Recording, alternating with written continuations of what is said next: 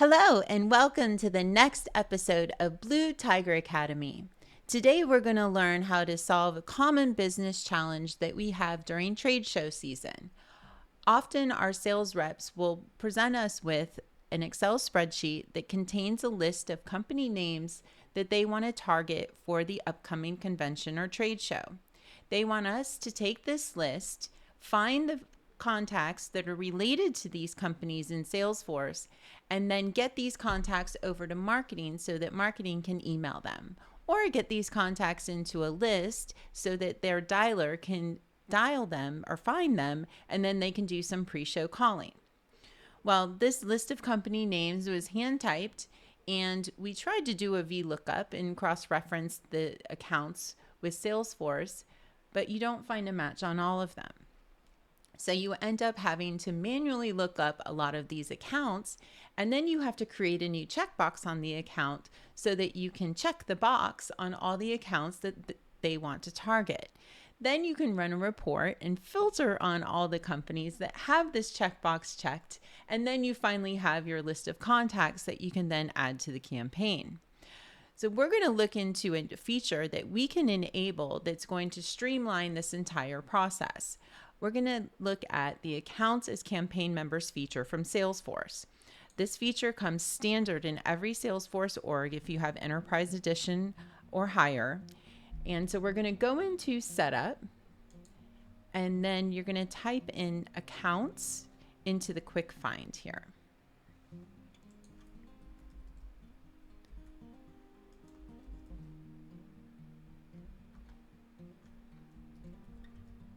And then you'll see Accounts as Campaign Members. You will click Enable, and you'll click Save. Next, you're going to go to the Object Manager, and we're going to go to the Account Object, and we're going to go to Page Layouts, and you're going to add a new related list to your account page layouts. If you go to Related Lists, you're going to see that there's a new list called Campaign History. Go ahead and drag and drop that onto your page. This is going to be the list of all the campaigns that you have added this account to. Now you'll also see that there's a campaigns related list. This list shows all of the campaigns that the account's contacts have been added to. We're going to click Save here. And now we're going to go back to an account record. We'll click Refresh, and we should see the campaign history related list show up. And we see it right here. Now we're going to see it in action. So we are going to add a new campaign record. And let's say that our scenario is we have an upcoming convention that is going to happen. And for you insurance peeps, we'll use the FIAI convention that's going to happen here in Florida. So this show is going to happen in about a week. And the sales reps want marketing to send out a pre-show email letting everybody know that we're going to be at the show. Now, I'm going to label this campaign with accounts on it because this campaign is going to be the campaign that the sales reps are going to use to add their accounts to. So I'm going to add a description here. You should always add a description for all your campaigns. So we're going to say this campaign holds the accounts the sales reps want to target for pre-show emails. Click Save. All right, so we've got our campaign all set up. Now we're going to go back to the Blue Ninjas account, and we're going to click Add to Campaign, and we're going to add Blue Ninjas company to this campaign. And then you'll see that they are now listed in there. And if we go to the campaign, we can see them in the list of campaign members. Now, one of the other things that happens whenever you enable this feature is you'll see that there is now a campaign member record type of account. So now we have 3 types of records within this org: accounts, leads, and contacts that can be campaign members. Now let's say your sales reps say, I don't want to add one account at a time.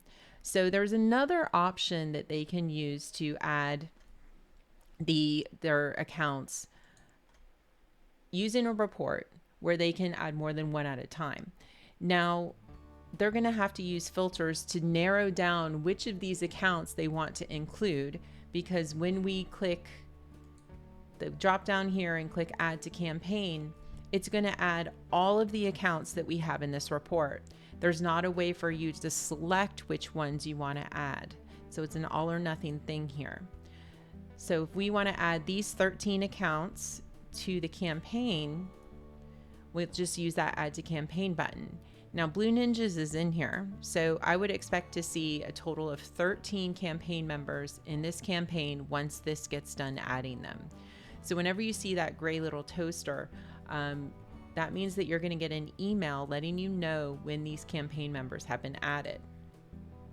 It's usually pretty quick, it takes longer the more records you have, of course. So I'll click refresh here and we'll just confirm, yep, all 13 of these accounts have been added to this campaign. So now this campaign is like a helper campaign. It's going to allow me to now run a report to find the appropriate contacts. Now, in order to find the contacts, I'm going to need to create a new report type if you don't already have one. So we need to create a report type that is just pulling accounts with their related contacts. We can't use a contacts and accounts report. It will not work, and I'll show you why. So we're going to create a new custom report type. Our primary object is going to be accounts, and this is going to be accounts with contacts. And we'll write a description, use this report to pull a list of accounts, that have related contacts. Then we will store this in the category accounts and contacts, and we will set the deployment status to deployed. Now we'll see we need to add our secondary object.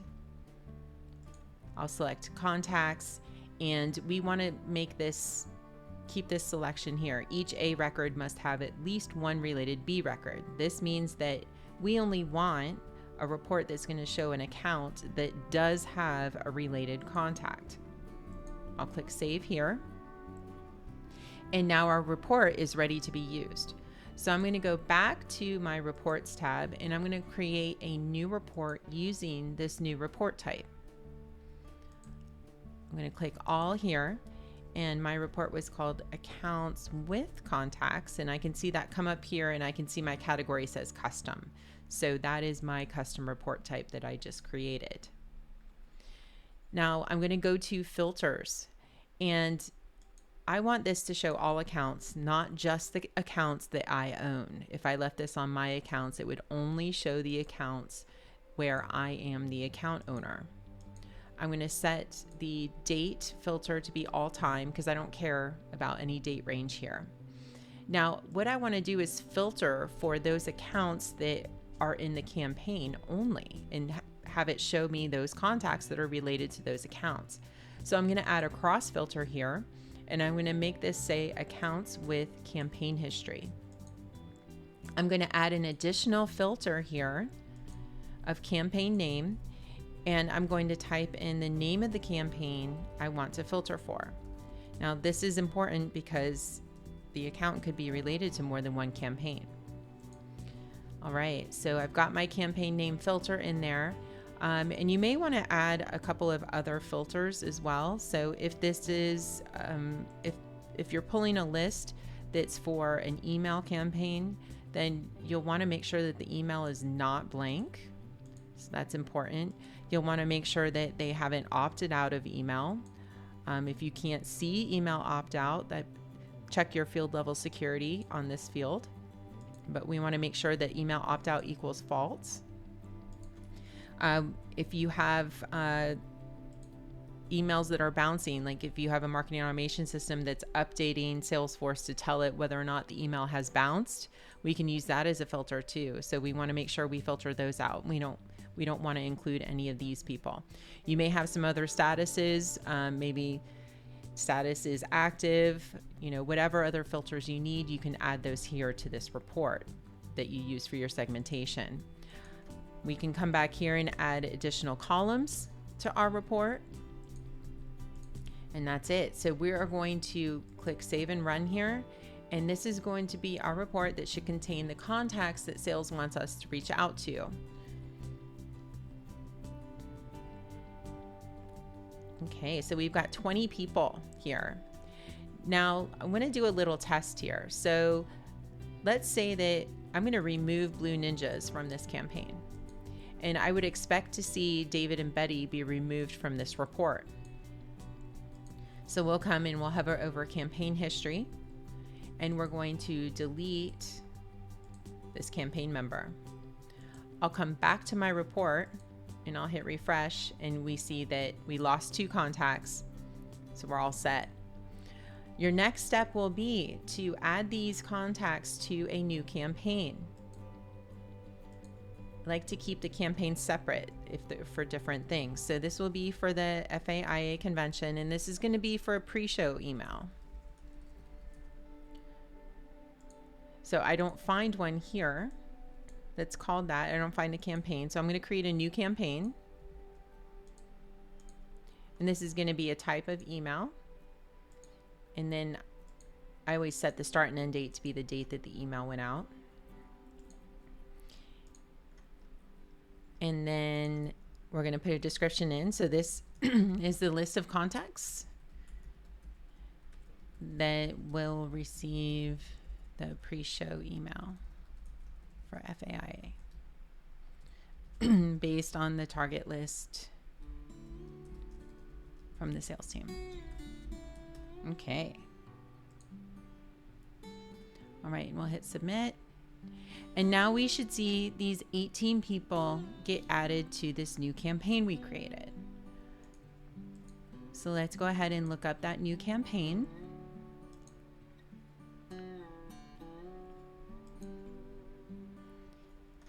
And we'll click on the members, and we can see that we have 29, but I would expect to see 18. So what's happened here is that report is adding both accounts and contacts to the campaign. So you might say, well, then why didn't we use a contacts report? And it's because we can't, because we needed to use the cross filter on the account object. So the only way you can get that cross filter is if you use the accounts with contacts report type. So we're just going to easy peasy remove these. I'll check the box for the first account. I'll hold the shift key down, and I'll check the box for the last account I want to remove from this campaign. I'll just click the remove button, and it's going to remove those 11 accounts, and then I'm left with the 18 people that I expected to be in my campaign. And that's it. We have just successfully segmented our database for the FAIA convention. So make sure that you join us for the next episode of Blue Tiger Academy. We're going to be going over a lot of best practices for the campaign object in Salesforce. We're going to show you our recommendations for setting up page layouts, how to use campaign types, how to use naming conventions on your campaigns. What do we recommend for campaign hierarchy management? What do we recommend for record types? What about campaign member statuses? How do those all play into all of this? We'll also be looking at campaign influence. That's a really hot topic around everybody wants to know, how are your campaigns performing? Are they good? Are they bad? Are they leading to opportunities? So we're going to get into all of that in future videos. Be sure to like and subscribe to our channel to make sure you don't miss the next episode. And be sure to tell us what you liked, what you didn't like, and what else you want to see out of this channel. We'll talk to you soon. Thanks so much for tuning in. Bye.